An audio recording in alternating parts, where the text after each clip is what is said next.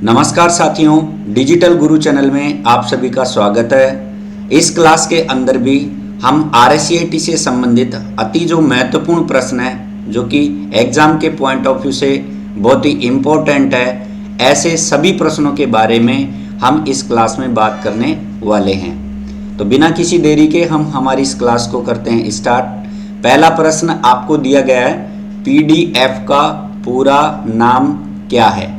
ये PDF है, ये एक फाइल का फॉर्मेट है। तो इस PDF है, इस PDF फॉर्मेट का पूरा नाम आपसे इसमें पूछा गया है। तो यहाँ पे आपको विकल्प दिया गया है, मुद्रित दस्तावेज प्रारूप, सार्वजनिक दस्तावेज प्रारूप, पोर्टेबल दस्तावेज प्रारूप और प्रकाशित दस्तावेज प्रारूप। तो इसका सही आंसर है पोर्टेबल दस्तावेज प्रारूप। PDF को हम क्या बोलते हैं? पोर्टेबल दस्तावेज प्रारूप के नाम से जानते हैं। अगला प्रश्न है, निम्नलिखित में से कौन सा एप्लीकेशन सॉफ्टवेयर आमतौर पर PDF फाइलों को देखने के लिए उपयोग लिया जाता है? यहाँ पे PDF फाइलों को देखने के लिए कौन से सॉफ्टवेयर का उपयोग किया जाता है, ये आपसे पूछा गया है। तो यहाँ पे विकल्प है adobe reader, device driver, Cortana और विंडोज डिफ्रेगमेंटर। तो PDF फाइल के लिए हम यूज करते हैं एडोब रीडर का। एडोब रीडर के अंदर हम किसी भी PDF फाइल को ओपन कर सकते हैं और उसे देख सकते हैं। अगला हमारा प्रश्न है, IRCTC का पूर्ण रूप क्या है? IRCTC ये इंडियन रेलवे की एक वेबसाइट है। तो इसका पूरा नाम आपसे पूछा गया है। तो पूरा नाम इसका क्या है? Indian railway catering and tourism corporation. Indian railway catering and tourism corporation. यहाँ पर अगर आप देखेंगे तो इंग्लिश में आपको इस तरीके से ये लिखा हुआ नज़र आता है, Indian railway catering and tourism corporation limited. तो लिमिटेड इसमें नहीं है, Indian railway catering and tourism corporation इसका पूरा नाम है। अगला हमारा प्रश्न है, एक प्रोग्राम है जो कंप्यूटर से जुड़े डिवाइस जैसे प्रिंटर, स्कैनर, CD-ROM, ड्राइवर इत्यादि को चलाता है और नियंत्रित करता है।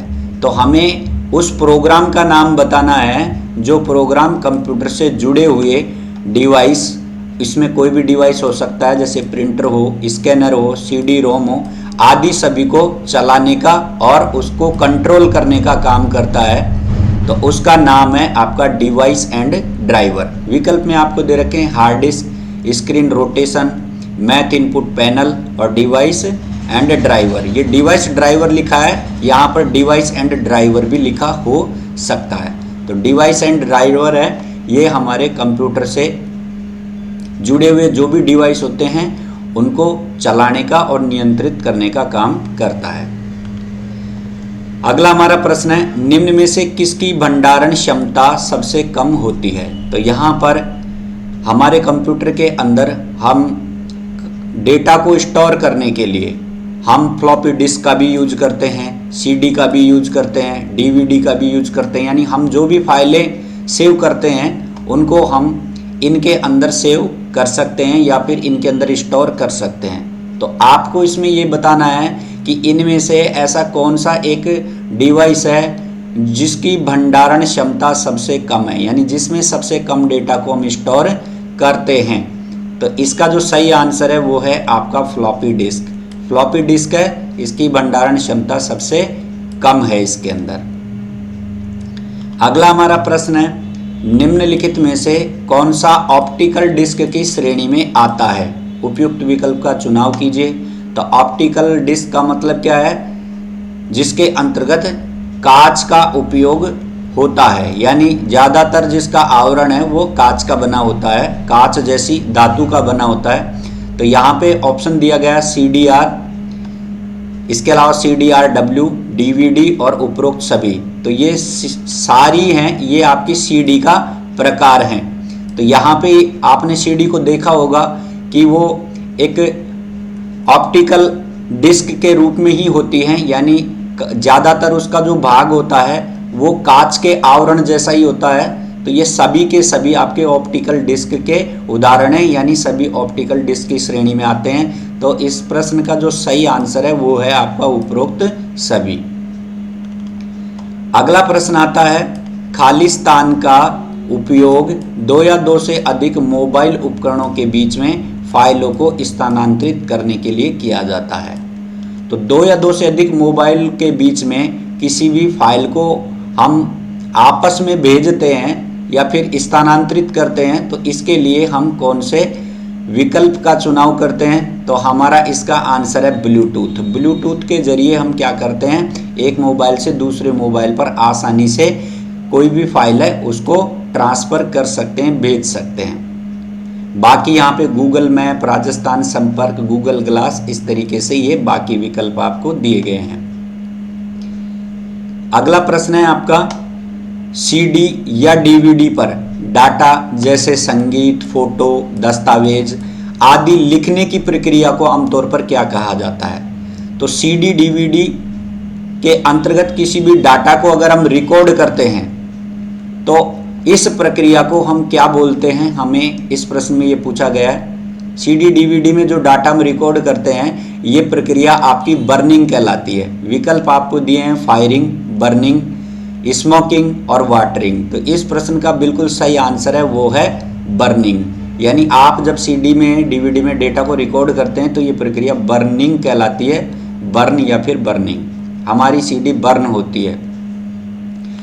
अगला प्रश्न आपका है, UIDAI का पूर्ण रूप क्या है? UIDAI क्या है? ये आपकी एक unique identification authority of India की एक वेबसाइट है और इसके द्वारा हम क्या करते हैं, भारत का शहरी बुनियादी ढांचा विकास प्राधिकरण है, ये इसका पूरा नाम है UIDAI। और आपने देखा होगा कि इस वेबसाइट पे जाकर के हम आधार कार्ड बनाने से संबंधित काम या फिर आधार कार्ड में बदलाव करने से संबंधित काम है वो करते हैं। तो UIDAI एक वेबसाइट का नाम है जिसका पूरा नाम जिसका पूरा नाम आपका unique identification authority of India है और इसको हिंदी में हम भारत का शहरी बुनियादी ढांचा विकास प्राधिकरण बोलते हैं। और इसका जो काम है वो क्या है, आधार कार्ड बनाने से संबंधित या फिर उसमें किसी प्रकार का कोई बदलाव करने से संबंधित काम हम यहाँ से करते हैं। तो इस प्रश्न का जो हमारा सही आंसर है वो है ए विकल्प। इसके बाद नेक्स्ट हमारा प्रश्न है, मोबाइल ऐप के संदर्भ में EPDS का पूरा नाम क्या है? मोबाइल ऐप के संदर्भ में EPDS का पूरा नाम क्या है? तो इसका पूरा नाम है आपका electronic public distribution system. EPDS का पूरा नाम क्या हो गया? Electronic public distribution system. ये आपको पता होना चाहिए। तो हमारे इस प्रश्न का जो आंसर है वो आपका बी विकल्प है। अगला प्रश्न आता है, SSO के तहत नागरिक पंजीकरण कैसे कर सकता है? SSO का मतलब होता है सिंगल साइन ऑन, ठीक है। तो SSO के तहत नागरिक पंजीकरण कैसे कर सकता है? आधार नंबर के जरिए, भामाशाह क्रमांक के जरिए, ABC दोनों के जरिए। तो यहाँ पे इसका जो सही आंसर है वो आपका सी विकल्प है। यानी आप SSO के तहत जो नागरिक है वो पंजीकरण आधार नंबर के जरिए भी कर सकते हैं और भामाशाह नंबर या भामाशाह क्रमांक के जरिए भी कर सकते हैं। तो सी विकल्प हमारे प्रश्न का बिल्कुल सही आंसर है। अगला हमारा प्रश्न है, निम्न में से किसके द्वारा एक नागरिक राजस्थान संपर्क पर शिकायत दर्ज कर सकता है? प्रश्न क्या है, निम्न में से किसके द्वारा एक नागरिक राजस्थान संपर्क पर शिकायत दर्ज कर सकता है? तो यहाँ पे विकल्प दिए हैं, टोल फ्री नंबर पर कर सकता है, राजस्थान संपर्क पोर्टल पर कर सकता है, राजस्थान संपर्क मोबाइल एप्लीकेशन पर कर सकता है। तो इसका जो बिल्कुल सही आंसर है वो है उपरोक्त सभी। यानी आप टोल फ्री नंबर पे भी कर सकते हैं, है ना, और राजस्थान संपर्क पोर्टल पे भी कर सकते हैं, राजस्थान संपर्क मोबाइल एप्लीकेशन पे भी कर सकते हैं। तो नागरिक के द्वारा राजस्थान संपर्क पर जो शिकायत करने के माध्यम है वो ये तीनों ही हैं, तो इस प्रश्न का सही आंसर क्या हो जाएगा? उपरोक्त सभी। अगला प्रश्न है, भारतीय रेलवे IRCTC के संदर्भ में PNR क्या है? तो PNR क्या है? यह है पैसेंजर नाम रिकॉर्ड, इसको बोलते हैं पैसेंजर नाम रिकॉर्ड, और हिंदी के अंदर यहां पर लिखा है यात्री का नाम रिकॉर्ड। तो इस प्रश्न का जो बिल्कुल सही आंसर है वो है यात्री का नाम रिकॉर्ड, या फिर पैसेंजर नाम रिकॉर्ड भी लिखा आ सकता है। तो ए विकल्प है वो हमारे इस प्रश्न का बिल्कुल सही आंसर है। अगला प्रश्न है, राजस्थान सरकार द्वारा लॉन्च किया गया क्लाउड बेस्ड स्टोरेज समाधान कौन सा है? राजस्थान सरकार द्वारा लॉन्च किया गया क्लाउड बेस्ड स्टोरेज समाधान कौन सा है? तो यहाँ पे इस प्रश्न का आंसर है राज ई वॉल्ट। ए विकल्प हमारे इस प्रश्न का सही आंसर है। अगला प्रश्न है, SMTP का पूर्ण रूप क्या है? SMTP का पूरा नाम आपको यहाँ पे बताना है। तो इसका पूरा नाम है सिंपल मेल ट्रांसफर प्रोटोकॉल। ये एक प्रोटोकॉल का उदाहरण है, यानी एक प्रोटोकॉल होता है SMTP, और इसका पूरा नाम क्या होता है? सिंपल मेल ट्रांसफर प्रोटोकॉल होता है। अगला हमारा प्रश्न है, CD या फिर DVD पर डाटा, ये प्रश्न अभी पहले भी हम पढ़ चुके हैं, रिपीट हुआ है। तो CD DVD में कोई भी डाटा अगर आप रिकॉर्ड करते हैं, जैसे संगीत, फोटो, दस्तावेज, कुछ भी, तो CD के अंदर इनको रिकॉर्ड करने की प्रक्रिया है, उसको आमतौर पर क्या बोला जाता है? बर्निंग बोला जाता है। यानी CD को हम बर्न करते हैं तो ये डेटा रिकॉर्ड हो जाता है। तो सही आंसर इसका बर्निंग होगा।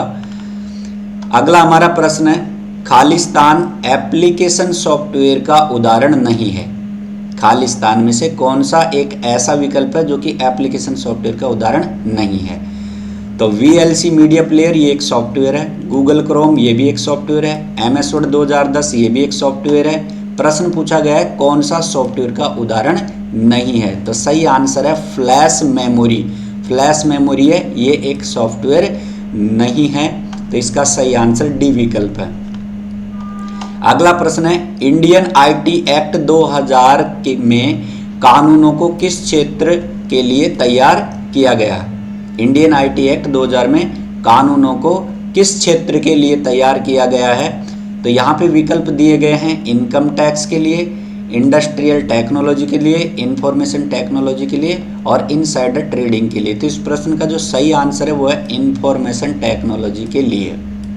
इंडियन IT एक्ट में कानूनों को किस क्षेत्र के लिए तैयार किया गया? इंफॉर्मेशन टेक्नोलॉजी के लिए।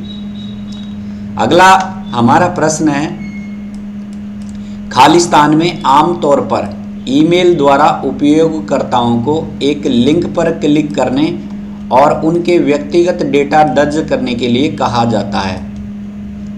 खालिस्तान में आमतौर पर ईमेल द्वारा, कोई ईमेल आपको भेजी जाती है, ठीक है, उस ईमेल के द्वारा उपयोगकर्ता को लिंक पर क्लिक करके और अपनी व्यक्तिगत जानकारी दर्ज करने के लिए कहा जाता है। तो ये जो साइबर आपका फ्रॉड है या फिर साइबर आपका क्राइम है, उसका कौन से प्रकार का उदाहरण है, या फिर साइबर जो थ्रेट है उस साइबर थ्रेट का ये कौन सा एक प्रकार है?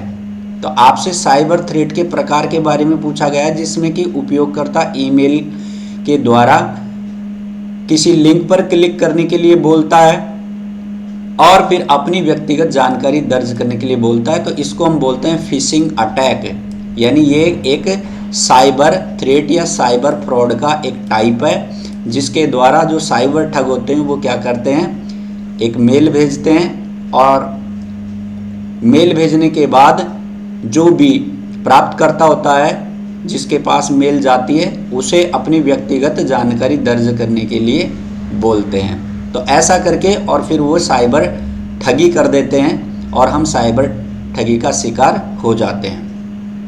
तो इस प्रश्न का जो सही आंसर है वो है फिशिंग अटैक।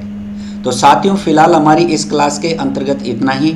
मिलते हैं नेक्स्ट एक इंफॉर्मेटिव क्लास के अंतर्गत। तब तक के लिए जय हिंद।